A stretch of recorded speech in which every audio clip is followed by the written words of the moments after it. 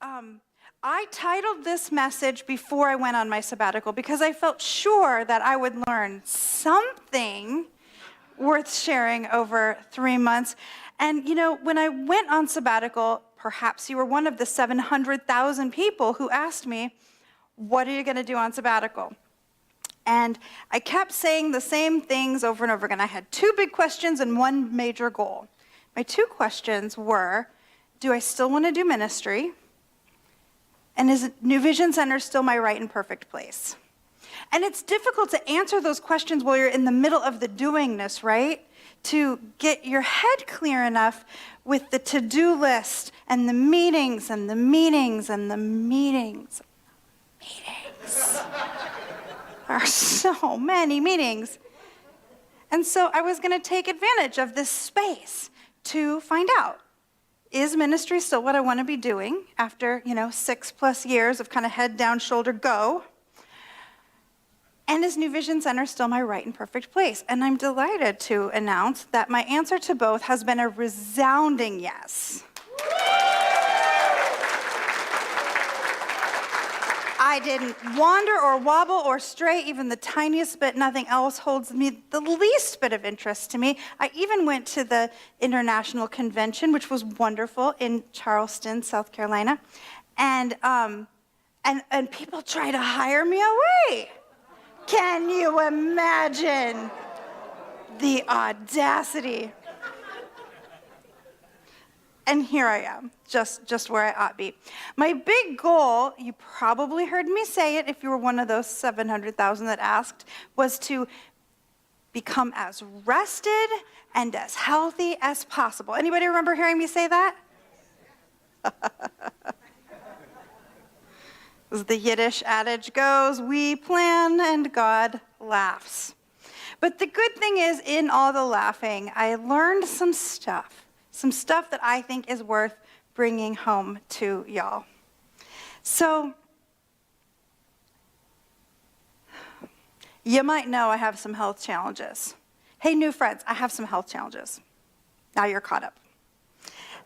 And I really thought I was going to have 3 months of no work and rest, and I was going to feel amazing every day for 3 months.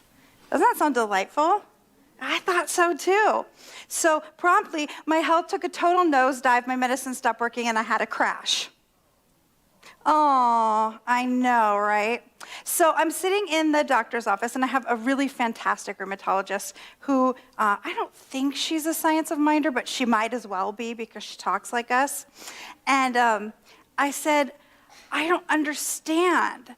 If I work too much, I set off a flare. So I thought for sure, not working for 3 months, I was going to feel amazing. And she said, you fell into the logical fallacy. And I see people do this all the time, she says. You think if I work too much, I get sicker. So if I work less, I get less sick. And if I can control every single variable of my entire life and not work at all, I will be magically healed. And it doesn't work like that. Well, I didn't like that answer at all.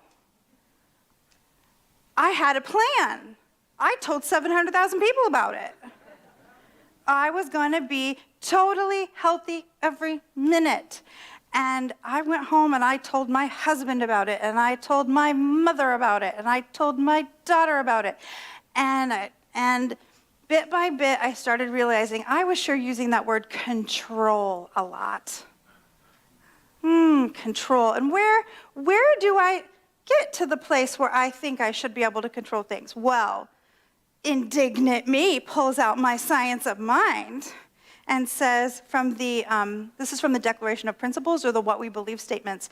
We believe that the universal spirit, which is God, operates through universal mind, which is the law of God. And then skipping forward a few lines, and we believe in the control of conditions through the power of this mind. Ooh, there's that word, control. Now, before this whole thing happened, I would have told you, I know that it's not control like use my laser beam mind to get out there and make people act different, right? but I was sure mad when it didn't work on my timing and in the way I deemed necessary. And so to wake my minister brain back up, I was invited to play something called Sofa Sundays, which is a smaller gathering of religious science folks, science of mind folks, that do a Sunday service that's very different than ours. It's more like watching a live podcast. It's super fun. They broadcast it on social media, and you can go back and watch it anytime you want. And so they said, come play with us. Let's see if we can get your brain operating again. That's a great idea. And I brought this up, this thing about control, and I said, if I could do a seance, I'd bring back Ernest Holmes. I want to have a little debate about this word control in the Declaration of Principles, because I'm not convinced we control anything, nor should we want to. Because control, right? Make it do what I want. And the sweet gal that I've known for years raises her hand from the back. Ahem. And Amy has looked up the meaning, the definition of control from the back row, and she reads this: the power to influence or direct behavior or the course of events. Well, my friends, as is so often the case, I was way too focused on directing the behavior and forgetting about influence. In the modern use of the word control, the directing has taken the key position in that definition. But when Ernest was writing, it was more about influence. As conscious beings, do we influence the course of events? Yes. Do we force them to be what we decide? No. Oh, gosh darn it. I'd fallen into my own trap, the one I warned y'all about. Can you believe that we're not completely perfect yet? I, too, am shocked.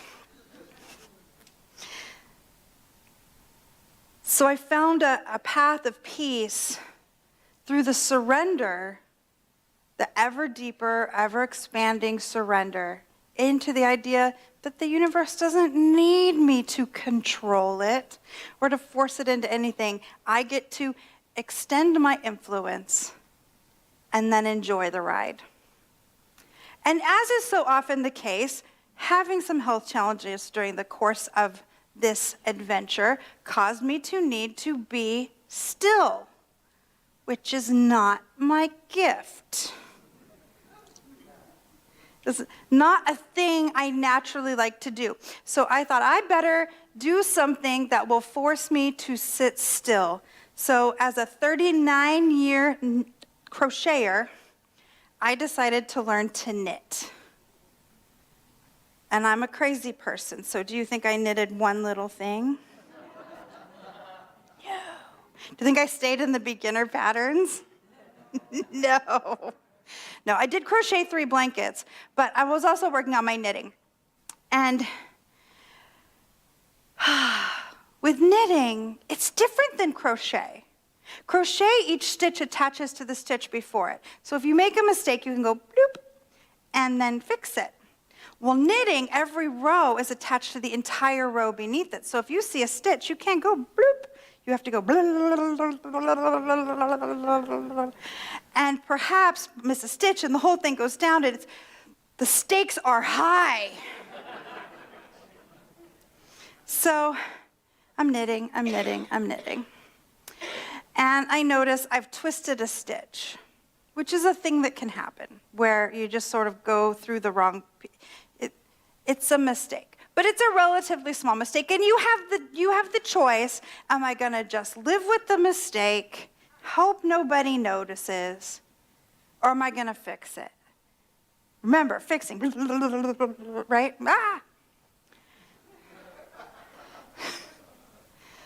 Let me also add to this, it's late when I'm doing this, when everyone makes their very best decisions. So I look at it and I'm like, I'm a new knitter, nobody cares, it's fine. And I keep knitting. Well, I'm a new knitter, so it's... For actual knitters, at least I learned continental. So it's instead of, it's a knitting joke for the 6 of us, right? Everybody else, it was hilarious. Just trust me. So I get up in the morning, and I've forgotten all about this twisted stitch. It's a whole other day now. And I'm knitting, and I'm knitting, and I'm knitting, and I get about, 9 rows done. And then I look, turn it around. So I'm not in the round yet. I'm in the upper part of the sweater where you got to turn it around a lot. And I look, and it is not a twisted stitch. I don't know what I did to this thing. I think I inserted an alligator into it, and it chewed through the I don't know what I did, but it is not a small mistake. It is not a little problem. And when I hold it up to where it will sit, guess where it's going to sit? Right here. A completely ignorable location on this physique.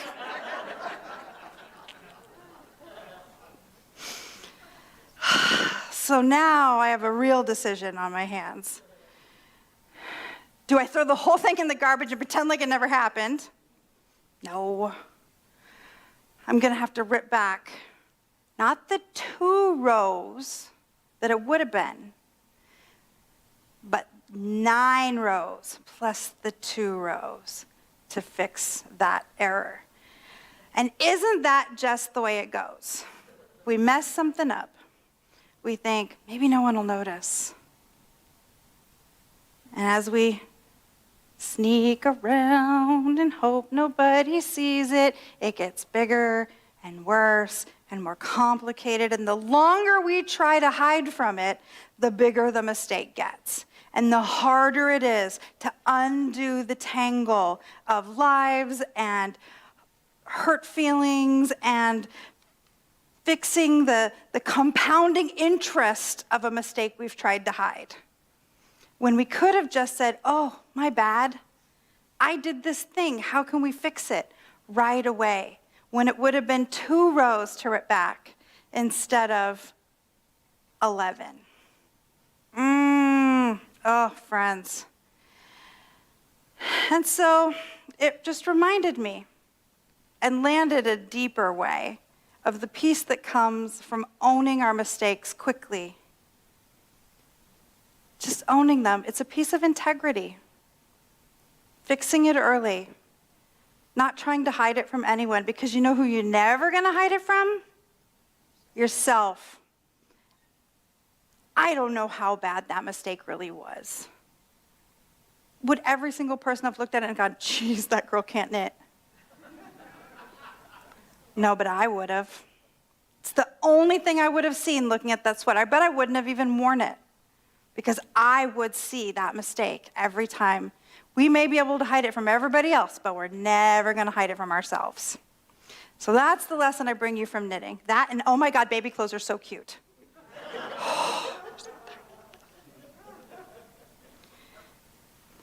All of this, from the knitting to the health to all of it, it led me to spend a lot of time in quiet.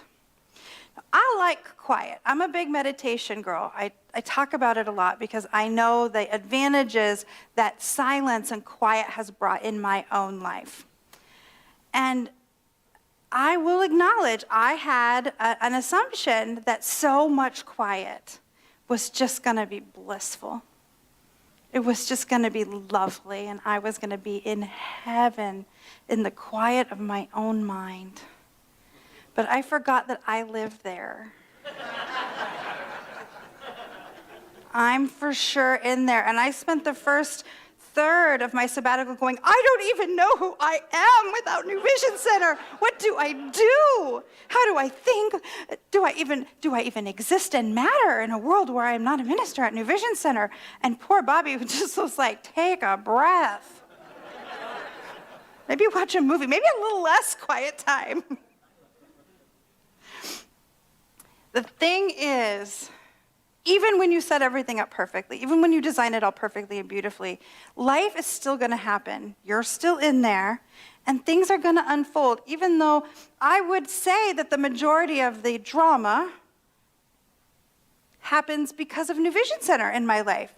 People are getting married, people are having babies, people are getting sick, people are dying, people are having spiritual crises, and we're holding them through that space. It's not drama in a bad way, it's a lot of activity happens in my world through New Vision Center. And I thought, ooh, a break from all of that, I will be so mellow and peaceful. Which makes it exactly the right timing for my 16-year-old sweet Pomeranian, who was the puppy of my soul, who I have not led a meditation without, who I have not taught a class without, who I've never touched a Science of Mind book without, to decide it's time for him to make his transition. Look at that little face. In that picture, I am lying. It wouldn't be New Vision Center if we didn't cry. I am lying on the couch, so sick with COVID. And those of you who were around during those days know I was so sick that I came back using a walker and then a cane. Look, I can walk now. I'm laying on the couch and he's right here, his face in my face. Hi, Mom. It's where he always was. He only had 2 settings, happy and asleep. Not a very smart dog, but so sweet. And I was at home in the quiet to care for him over his only 1 week of being sick, and then to sit in weeks and weeks of grief. Bigger grief than I've ever had. And I kept saying, I can't believe I'm like this about a dog. But it's my dog. And Bobby kept saying, what would you say to a congregant who said that? And I would say, but it's your dog. You love that dog. And I'm so grateful I had the time and the space to not have to come here and try to pretend like I had it together while I held y'all through what was going on in your world. And I could just sit at home in the quiet and the tears. It's been 2 months and I'm still like this. Grief is a funny thing.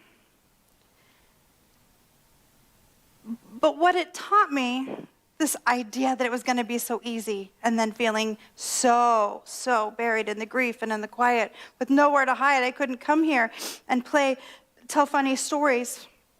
I just had to stay home and sit in it. What it shared with me is how often I hide from what's going on the inside of me. Even as somebody who teaches to go into the silence, even as someone who goes into the silence a lot, I use the busyness of the world, as do not we all, to hide from the parts that we're not willing to deal with or we're not ready to deal with, which is why sabbaticals are so important. Not everybody has a job where you can say, okay, here's my 3 months to go sit on the couch and knit so many sweaters. Bobby's wearing one oh, well, he took it off because he's hot. Bobby's holding one right now. Ooh. Don't look too closely. There definitely are twisted stitches.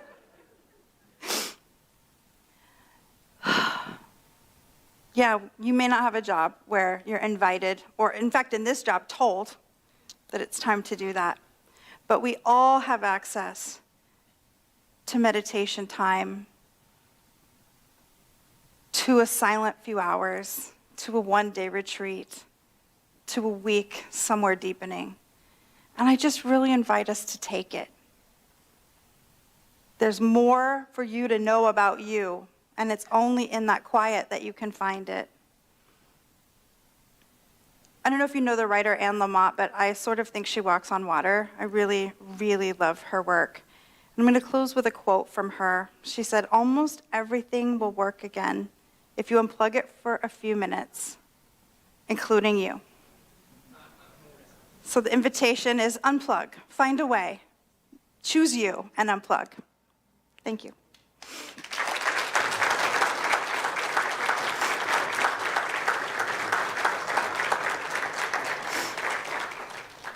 Let's anchor this idea in with some prayer. How good it is to simply open up to the knowingness that there is infinite spirit right in the interior of who and what we are, that we are made of this infinite presence that is all love, all wisdom, all peace, all power. How good it is to remember that this is true of our individual selves. And it is true of everyone everywhere.